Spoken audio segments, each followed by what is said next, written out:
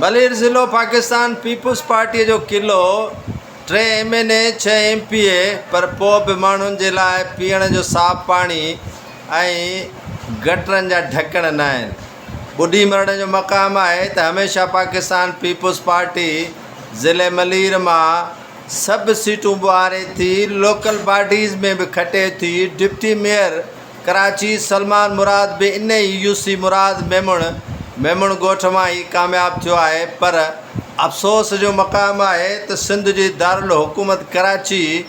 Metropolitan corporation ऐं तमामु सहूलियात हुजणु खपनि, पर अलाए किथां इहे गटरनि जा ढकण ठहण विया आहिनि, जेके गुज़िरियल साल हिकु मासूम जेको पीउ माउ खे अकेलो पुटु हो नौमान, उहो पंहिंजी ज़िंदगी विञाए वेठो इन्हनि गटरनि में किरी करे। ऐं गुज़िरियल 2 ॾींहं पहिरियां इन ई साॻे मेमण ॻोठ जे मेन हॉल में 5 ॿारड़ा किरी विया, जंहिंमें 4 सालनि जो हसनैन ऐं 10 सालनि जो तलहा गुलिस्तान मुस्तफ़ा मेमण में किरी फोत थी विया ऐं 3 ॿारड़ा शदीद ज़ख़्मी आहिनि। थियण त ईअं खपे त इन्हनि 3 MNAs ते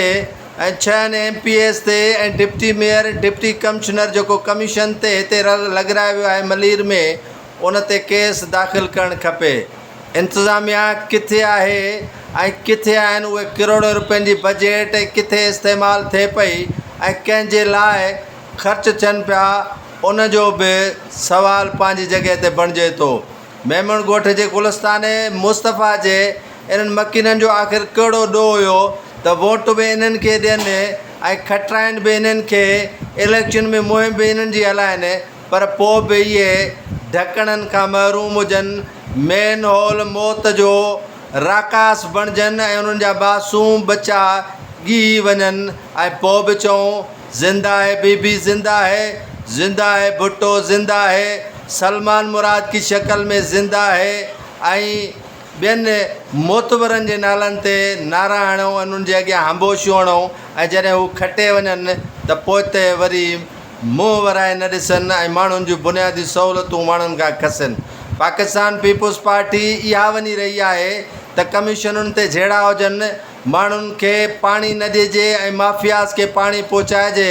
गटरनि जा मेन हॉल अमेरिका, बर्तानिया ऐं कैनेडा मां ठहिराइण लाइ ऑर्डर ॾिनो वञे त पोइ हसनैन, नौमान ऐं तलहा जहिड़ा मासूम ॿारड़ा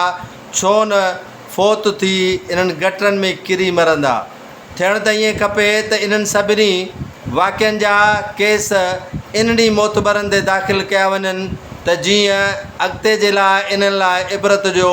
सबबु ऐं बाहिस बणिजे। Sindh high court, supreme court ऐं ॿियनि इदारनि खे बि हिन मामले जो नोटिस वठणु खपे त मेट्रोपॉलिटन कॉर्पोरेशन कराची जा माण्हू